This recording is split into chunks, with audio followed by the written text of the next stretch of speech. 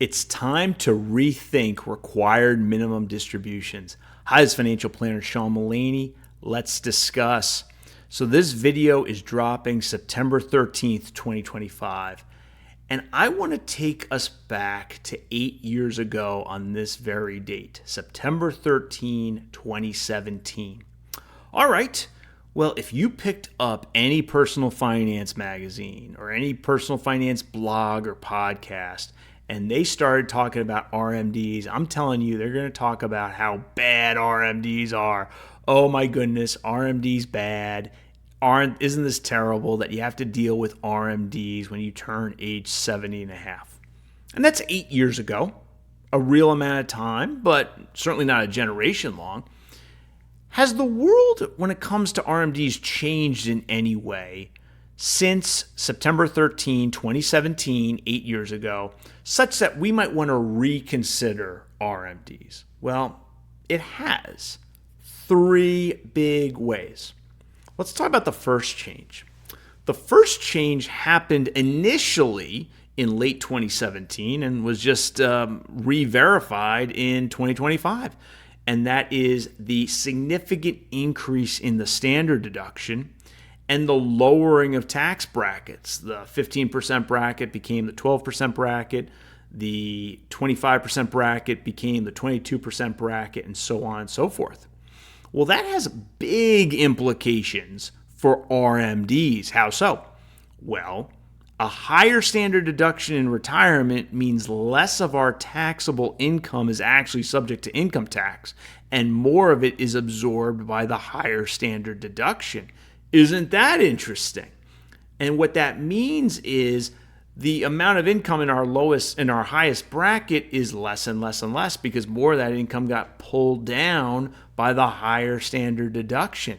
So that is a big tax decrease on RMDs, and lowering the rates reduces the tax on RMDs. So the originally temporary and now permanent lower tax brackets and higher standard deduction very much changed the game when it comes to RMDs and just how harmful they are. Well, that's interesting. Has anything else changed about the treatment of RMDs and just how harmful they are? Well, yes. 2 laws were passed, one in 2019 and one in 2022, that delayed the onset of RMDs. If you're born in the year 1960 or later, RMDs don't start at 70 and a half, which was their starting age back in 2017. No. RMDs now start at age 75. So what Congress has done in the last 8 years is they have gotten rid of 4 or 5 of our RMDs. And oh, by the way, by definition, they got rid of the 4 or 5 RMDs that are most likely to occur. You are more likely to be 73 years old than you are to be 78 years old.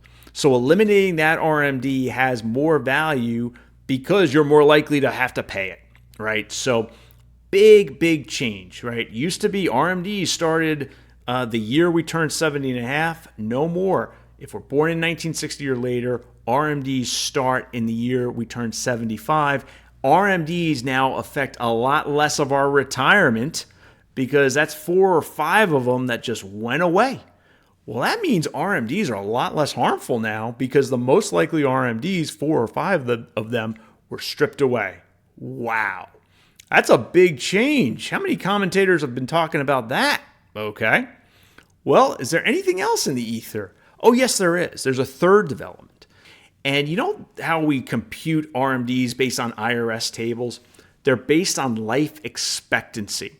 So a 75-year-old's RMD is lower than a 95-year-old's RMD because of life expectancy. Basically, they say you have to take an RMD based on your own life expectancy and a theoretical beneficiary, for most people, not all, who is 10 years younger than you.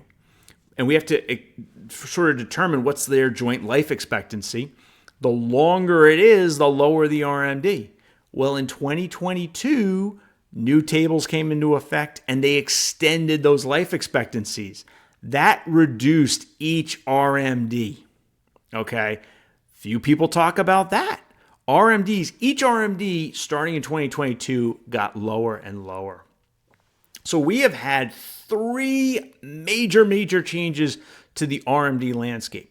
But what's the messaging from many sources around RMDs? It's the exact same messaging they had back in 2017. RMD's bad, RMD's bad, RMD's bad. And I'm not here to say RMD's good, RMD's good, RMD's good. But I am here to say it's time to reassess that. It is time to critically say, what are these RMDs? How bad are they? How deleterious are they for our tax planning? And what are those things we can do to reduce them to the extent they are bad? Well, I've got a source for you. Tax Planning to and Through Early Retirement. My co-author, Cody Garrett, and I tackle RMDs throughout the distribution chapters, and we even have an entire chapter in here. It is chapter 15, Tackling Required Minimum Distributions. We have a whole chapter going through what an RMD is, how bad is it, why the conventional wisdom on RMDs is often wrong.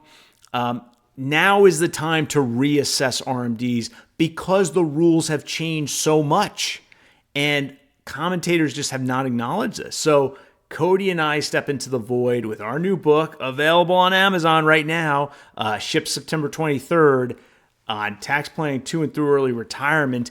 And a big worry and a big fear folks have of these RMDs and they're going to get you.